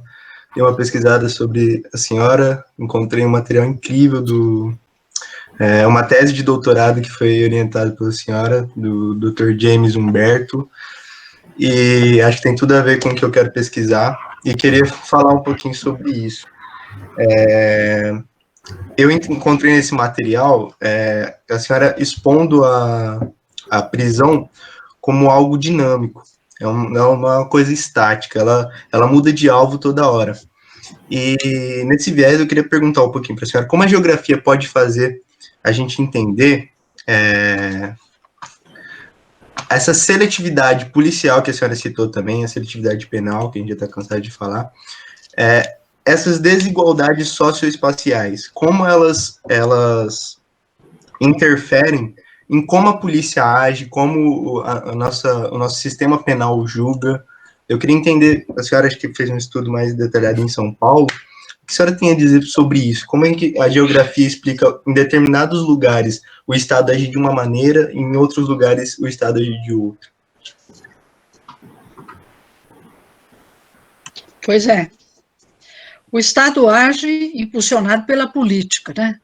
E por aqueles que nós colocamos no Congresso Nacional, na Assembleia Legislativa e na Câmara Municipal. Isso é o Estado. As pessoas falam achando, você conhece o vereador, conhece o deputado, tem que conhecer. Se não conhece, tem que conhecer. Porque é o seu voto, né? Não estou falando para você, eu estou falando para as pessoas. É o voto da gente que constrói a civilização que a gente quer. Então, você vê, eu estranho muito, eu tenho cobrado, eu fico acompanhando os debates, por exemplo, agora nós vamos entrar em campanha eleitoral, não saímos da campanha eleitoral da última ainda, o Ciro está em campanha, o presidente da República está em campanha, o Haddad está em campanha, está todo mundo, quer dizer, não está se apresentando com a candidatura, mas todo mundo está falando sobre um projeto nacional. Tomara que sejam candidatos, exceto um deles, não é? Agora, eu não ouço fala-se democracia, fala-se em finanças, em balanço de pagamento, em controlar não sei o quê, não sei o quê. Agora, a democracia, ela é feita quando todas as pessoas passam a ter direitos e responsabilidades diante da liberdade. E isso não é uma coisa etérea. Eu, Maria Adélia, existo aqui sentadinha na minha biblioteca, no meu lugar preferido de trabalho, onde eu estou confinada por conta da Covid, mas estou feliz porque estou conseguindo terminar meu livro, ter paz para trabalhar. Esse uso eu tenho porque quis ter, mas não é todo mundo que tem o direito ao uso. Há pessoas que não estão tendo direito ao confinamento para não poder pegar o Covid. Pessoas que na periferia, num cômodo de 4x4, dormem 8 pessoas, 10 pessoas. Então, a seletividade, ela é construída, em tese, pelo seguinte andar da carruagem, que está lá no conceito primoroso do Milton, de meio técnico científico informacional. O que é um meio técnico? É você agregar ciência técnica e informação ao uso do território. O que é isso? É construir infraestrutura, é fazer rodovia, fazer ferrovia, é trazer as novas formas de comunicação, rede de fibra ótica, e há um processo cumulativo de construção de densidades técnicas agregadas ao território, mas que não estão a serviço da sociedade como um todo. O meio técnico-científico está única e exclusivamente a serviço das empresas, da produção. Aquilo que está a serviço da sociedade como um todo não é fazer o território se tornar fluido pelas rodovias ou pelas ferrovias, é fazer o território tornar-se densos pelos equipamentos e serviços de interesse social para que as pessoas não precisem sair para viver. Descentralizar o emprego, descentralizar a indústria. Por que você não consegue? Eu fiz uma política de descentralização industrial para São Paulo que ficou no livro. E sabe por quê? As entrevistas que eu tinha naquela época, porque a mulher de um grande capitão de indústria não ia para Ribeirão, porque lá não tinha escola de balé para a filha dela. Quer dizer, em cima, os mínimos detalhes são atendidos pelos processos políticos, e embaixo, os detalhes mais básicos, como ter um lugar, um prato de comida, e um lugar para deixar o seu filho na escola, em tempo integral, em alguns países civilizados, nós estamos longe disso. Então, o meio técnico, ele pega todo o dinheiro que deveria ir para o ensino, que deveria ir para a saúde, fechar o SUS, a luta que foi para construir o SUS, em favor de quê? Em favor de quê? E no Brasil nem tem nada substituindo. E a outra questão que eu acho que a democracia precisa rediscutir e parar de fazer projetos e formular planos de governo que facilitem facilite a eterna atualização do meio técnico. Você constrói uma estrada, tem que fazer outra, aí você faz o PAC, aí você faz... Cada vez mais o território sendo usado a serviço das empresas e não a serviço do cidadão.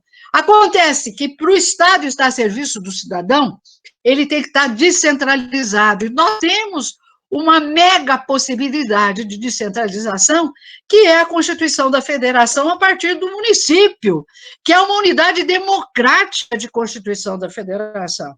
Não funcionou nos Estados Unidos, basta ver como é o complexo processo eleitoral deles, que no século XXI, a dita nação mais desenvolvida do mundo elege um presidente da República, que pela avaliação que o seu povo está fazendo dele, ele deixou muito a desejar. Eu não ouço falar em regionalização. Descentralizar o Estado-nação é elaborar a partir de unidades territoriais menores. Eu gostaria que esses candidatos a presidente me disserem o que eles pretendem, de fato, fazer com a Amazônia, fazer com o Nordeste, mas detalhadamente, como projeto e programa de ação.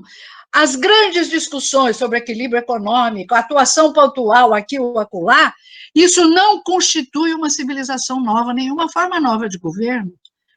Nas prefeituras, a gente fez um esforço danado, por exemplo, em São Paulo, de criar subprefeituras. Aqui nós teríamos que ter, sim, representações regionais do governo federal.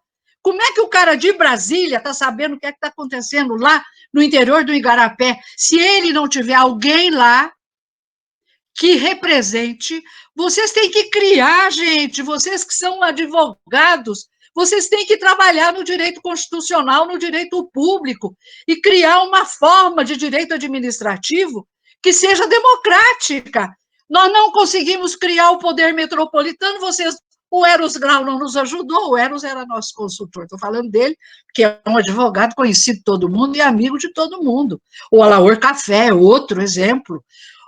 Enfim, tem tantos. É por isso que eu fiz a minha fala, no sentido de provocá-los para esse mundo que está vindo, e que vai ter que... É um novo modelo civilizatório, que o Milton chama de período popular. O povão vai pegar para bater. Só que eles virão organizados, como já estão. E nós vamos fazer o quê? Continuar com... Que ano que é o direito penal? E não se consegue mudar? Né? Enfim, eu não sei se eu respondi a sua questão. Os geógrafos resistem muito a fazer essa geografia do Milton. Eles continuam estudando uma porcariada, porque todas as ciências estão se negando a enfrentar o mundo do futuro e o mundo do presente. E é esse o esforço que a sua geração vai ter que enfrentar. Por isso, preparem-se. Por isso que eu estou tendo essa ousadia. Obrigada, Luciano.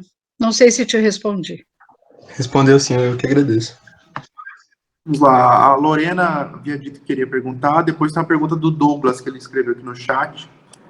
Aí, depois que a professora responder a pergunta da Lorena, nós colocamos a pergunta do Douglas. Vamos lá, Lorena. Acho que vocês estão ouvindo.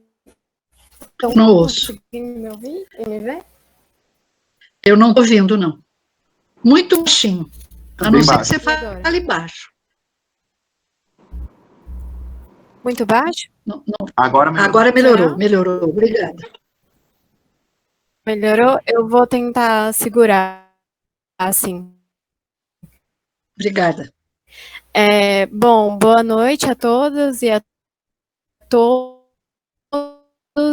Primeiro, gostaria de agradecer. Moção, a gente fica até... Vocês estão conseguindo botar?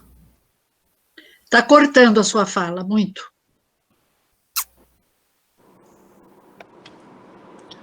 Tenta de novo, Lorena, vamos tentar ouvir.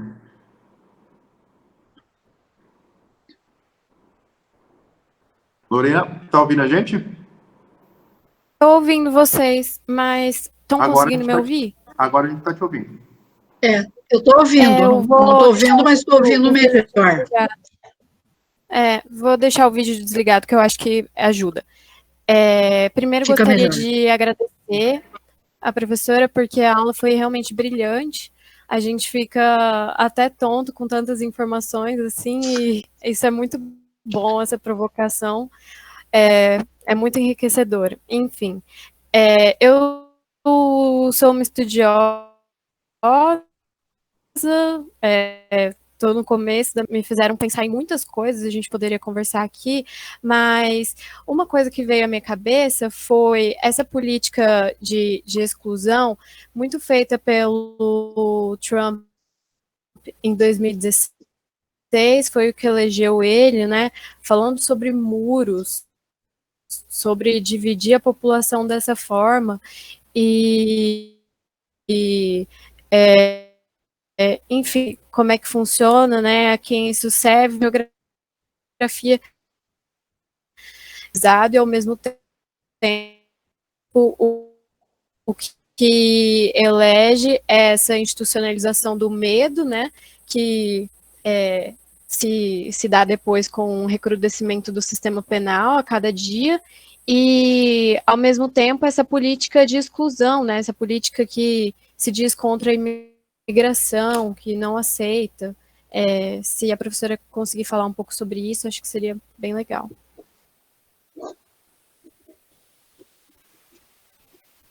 Muito obrigada, Lorena.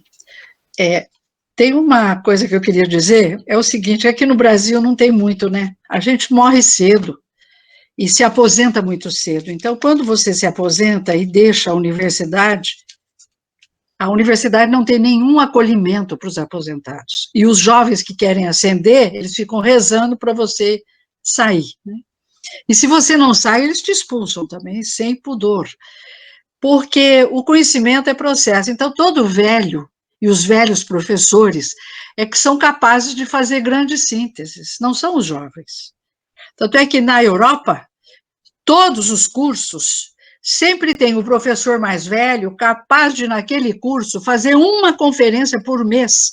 Eu tenho conferências anotadas do Jean-Paul Sartre, por exemplo, que até hoje eu não consegui esgotar o que ele transmitiu para mim naquela conferência. Uma conferência.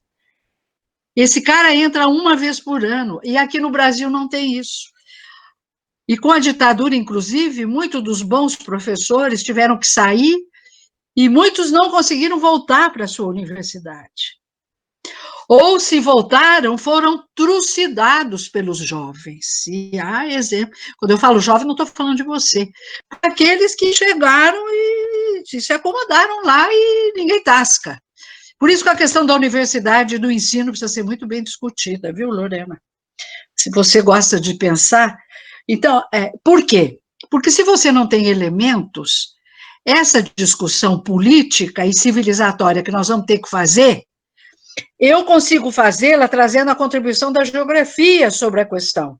Eu posso mostrar geograficamente, com um mapa, o que está acontecendo com a sociedade brasileira em termos de seletividade.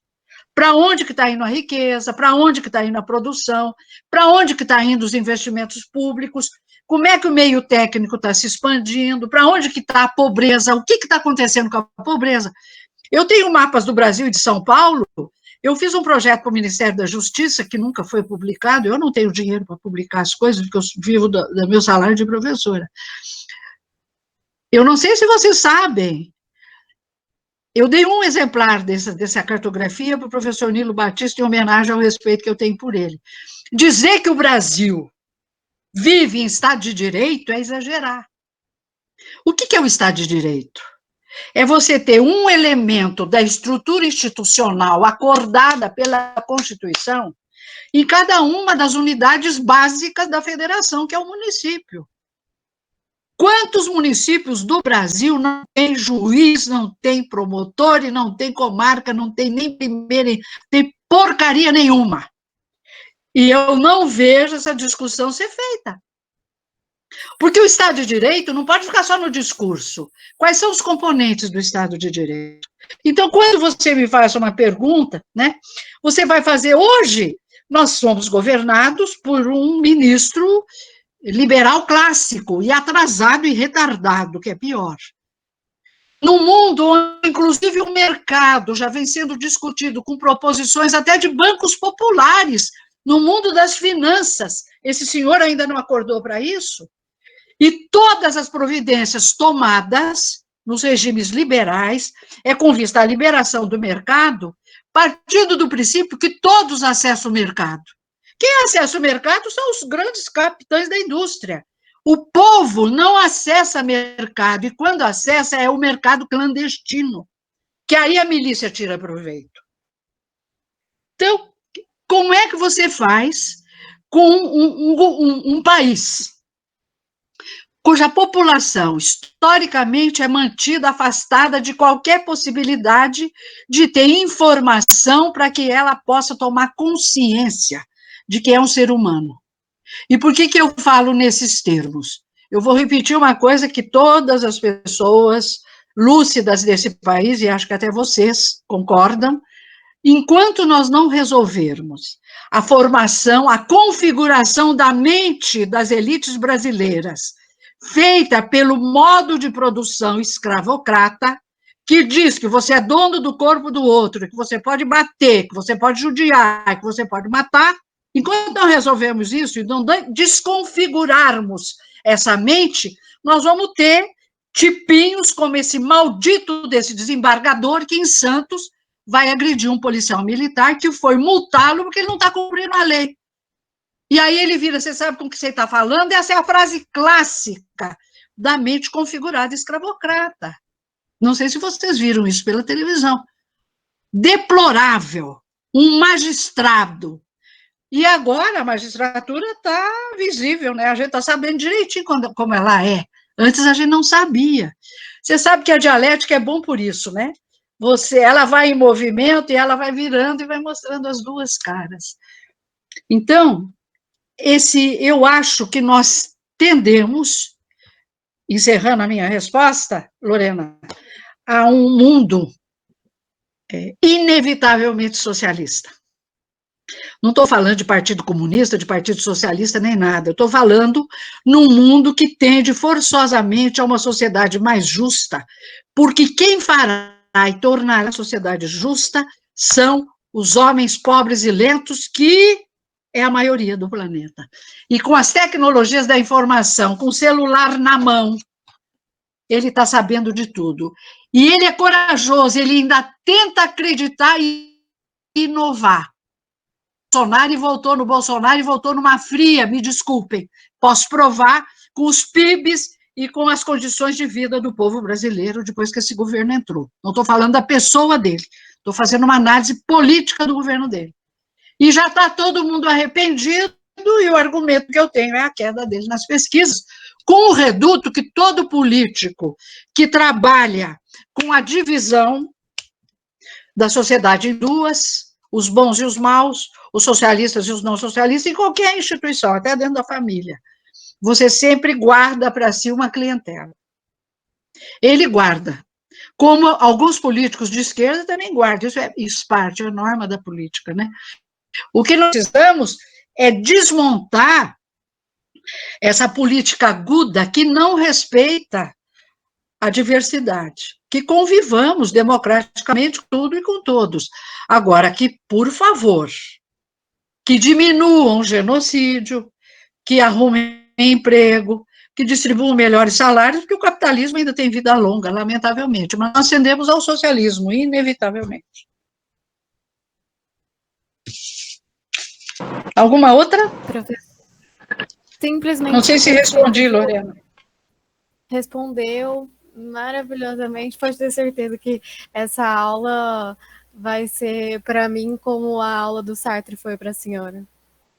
Muito inspiradora. Obrigada. Quem me dera. Quem me dera. Pessoal, estão me ouvindo? Todo mundo?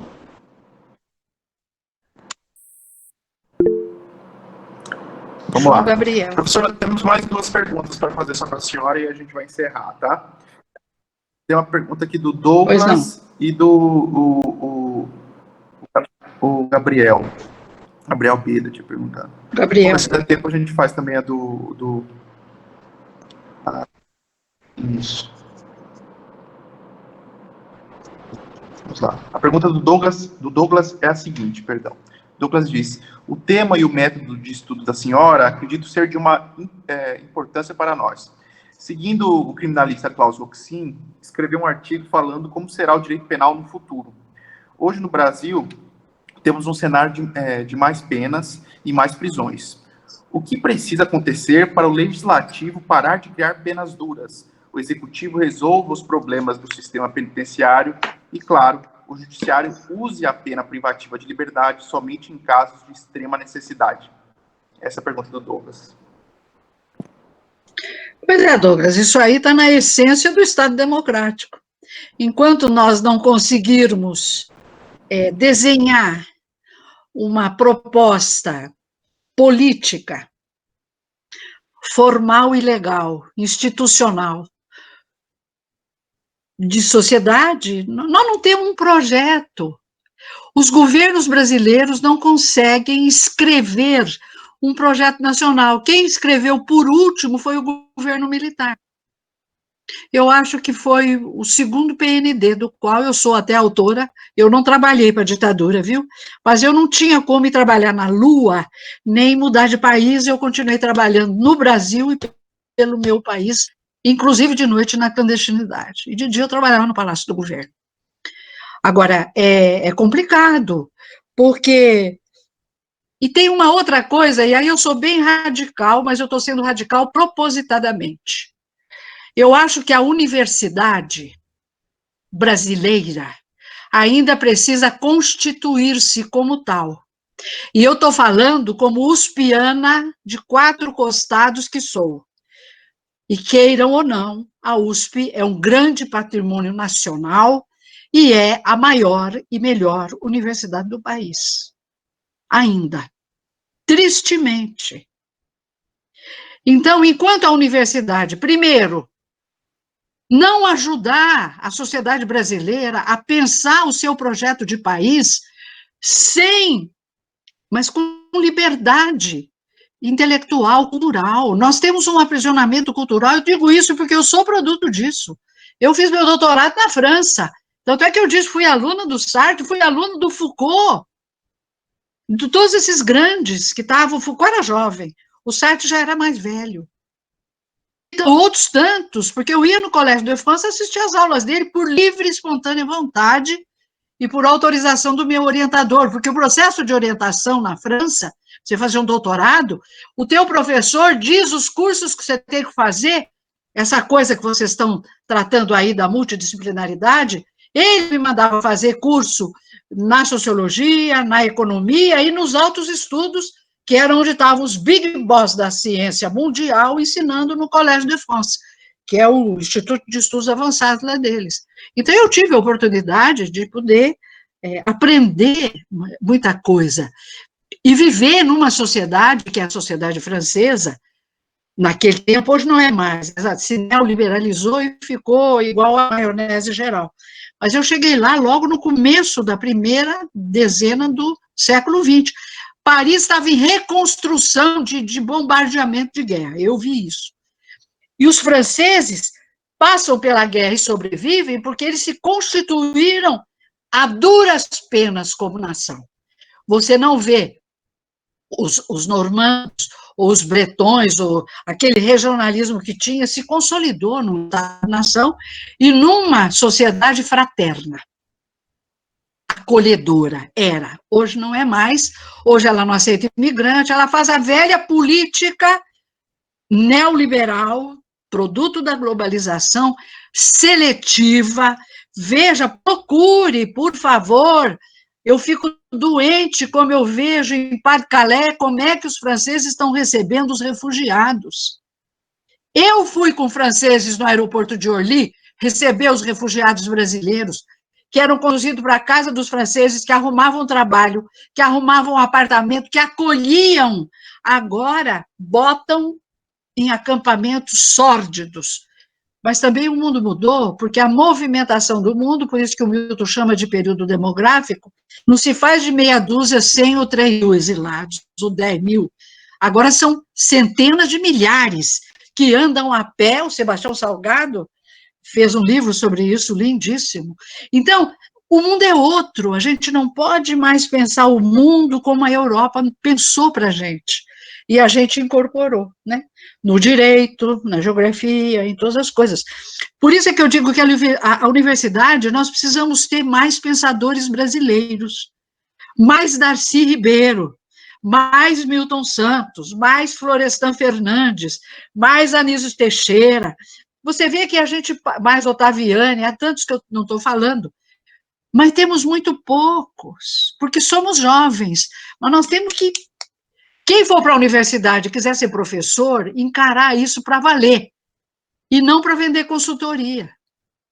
Trabalhar com o que tem, sendo professor 24 horas por dia, e produzindo conhecimento libertário. Nós temos que fazer isso ainda para o Brasil, gente do céu.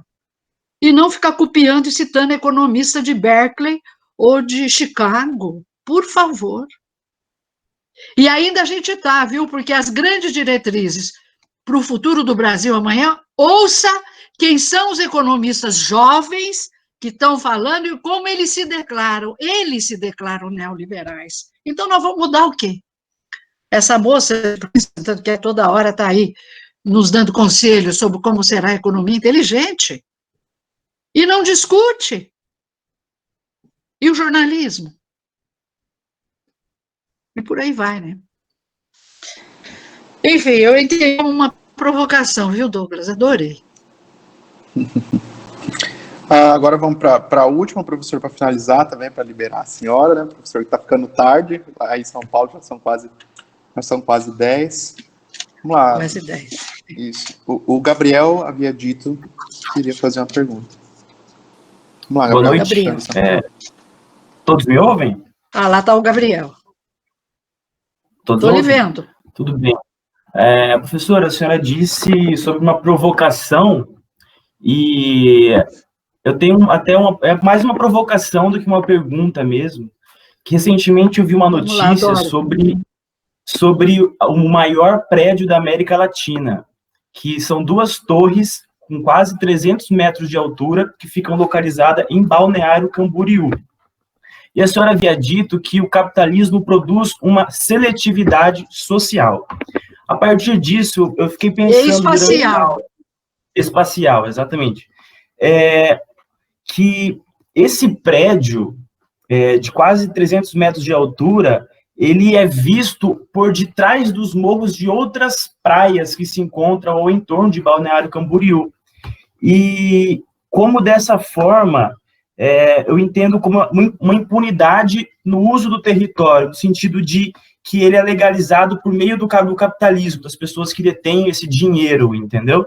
De o meio ambiente que deveria ser preservado para as presentes e para as futuras gerações, ele está sendo justamente degradado por esse capitalismo, por esse poder que essas pessoas têm. Quer dizer, como que o direito ele deixou com que essa construção fosse feita, sabe? Como que nós não impedimos que essa paisagem fosse degradada por essas pessoas?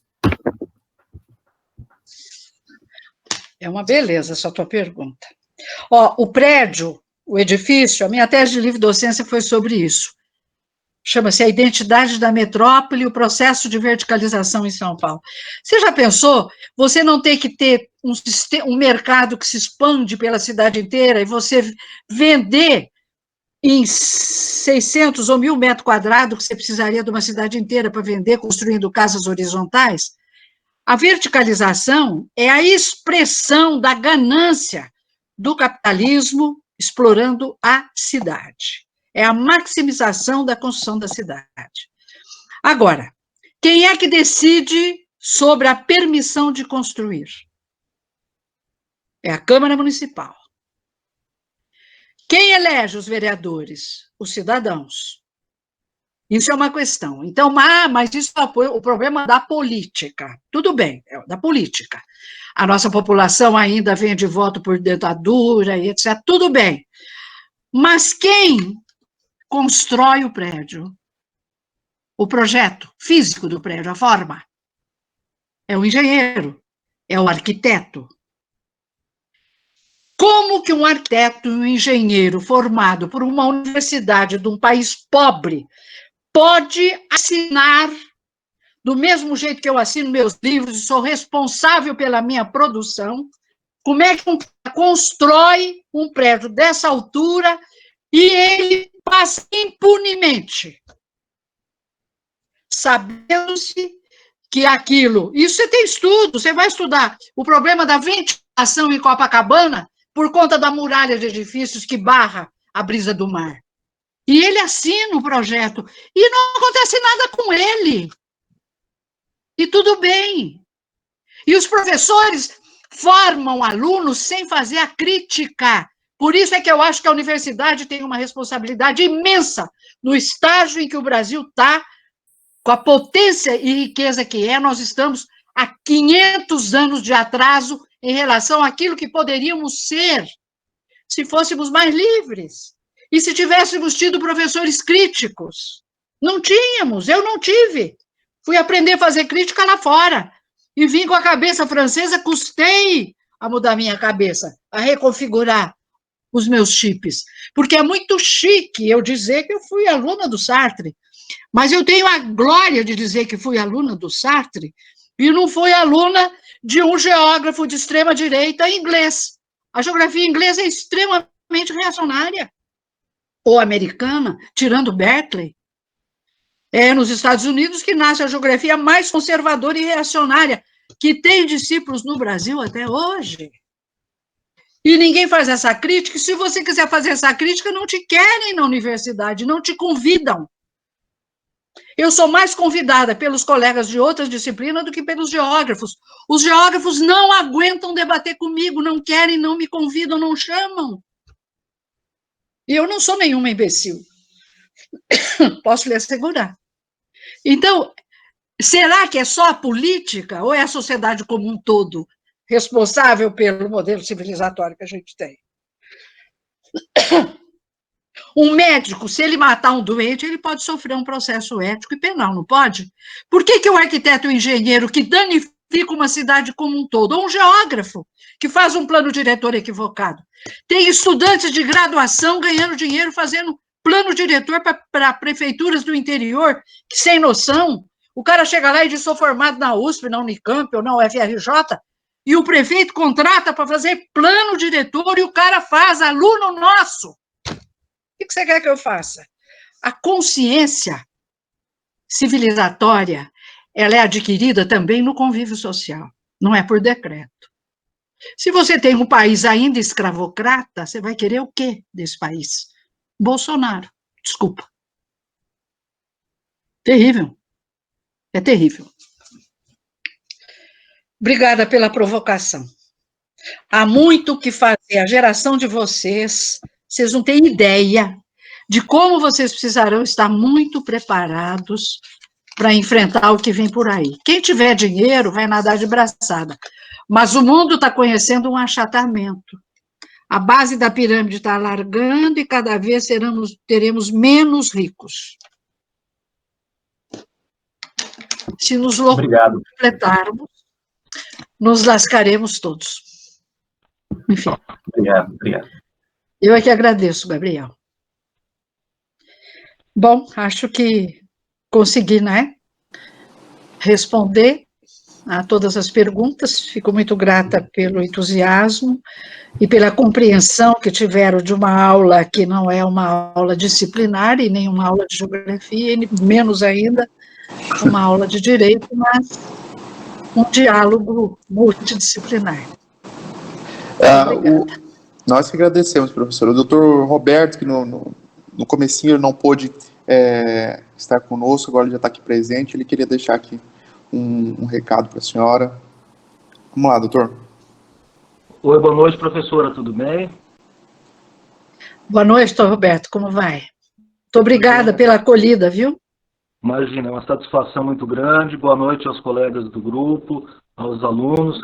Professora, a senhora mencionou que não foi uma aula de geografia nem de direito, sobretudo foi uma aula de humanismo, né, e de motivação. Acho que os nossos alunos, como a senhora bem esclareceu, nós vivemos uma crise, não é só no Brasil, mas aqui especialmente, em todos os setores. As pessoas olham muito para a sua própria realidade, não tem projeto de país, muitas vezes não tem até motivação, às vezes até coragem para se posicionar, acabam se acovardando. Basta ver essa situação caótica que enfrentamos da pandemia, que há pessoas que, até técnicos da medicina, da farmácia, da biologia, que não conseguem se manifestar nem diante de uma postura negacionista absurda do atual presidente, né? Então, eu digo só esse exemplo para dizer como é importante que os nossos alunos, nossos jovens acadêmicos que participam no laboratório, se inspirem em exemplos como o da senhora, né, que faz da sua vida profissional, pessoal, uma rotina diária de luta, né, professora? Poderia certamente estar pensando apenas aí na sua vida pessoal, familiar, mas não.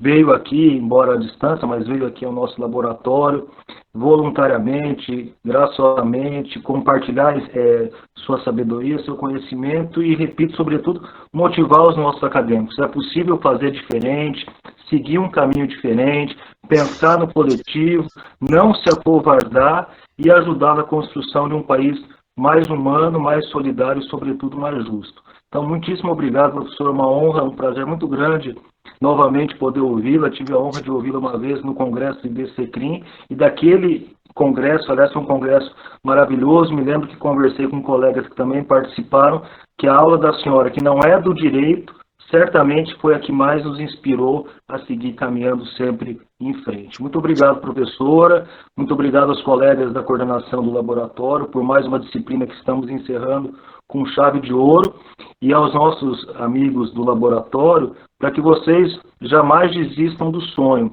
Nós precisamos de vocês cada vez mais. Então, essa semente que nós estamos plantando com o laboratório já está produzindo fruto, porque eu percebo, o Marques, a Michelle e o Gabriel também, que vocês a cada aula se motivam mais, pesquisam mais, se interessam mais, e a finalidade do laboratório é essa. Então, parabéns a todos que encerraram conosco mais esse módulo. Muito obrigado, professora Maria. Eu que agradeço, doutor Roberto, pela acolhida. Muito obrigada. Tomara. É isso, tomara, professora. meu Deus, tomara. Vamos sim, vamos continuar Então sempre na luta. acho que... Muitíssimo obrigado, professora. Sempre. Mais uma vez. Estamos aqui porque a senhora precisar, sempre de portas, muito obrigada, sempre de portas abertas. Muito obrigada, professora, pela sempre às ordens. Aula. E se quiserem, se precisa, diga. Desculpa. Uma aula maravilhosa que enriqueceu e abrilhantou o laboratório. Obrigada. E é uma honra poder ouvi-la mais uma vez. Muito obrigada. Eu que agradeço a gentileza de vocês. Espero não tê-los assustado, porque eu sou autista. É só estar preparado. Obrigado, professora. Eu que agradeço. Sejam felizes, viu? Obrigado, professora. Obrigado. Obrigada. Vida longa.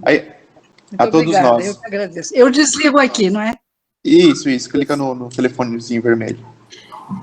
E se você tiver essa gravação, você manda. Eu quero mandar para o Nilo e para a Verinha de presente. Viu? Ótimo. Até mais. Vou encaminhar. Beijo. Tchau, tchau. Tchau, minha querida. Obrigada. Tchau. É isso, pessoal. E aí, o que vocês acharam da professora Maria Adélia? Ela é maravilhosa, não é? Que jeito de terminar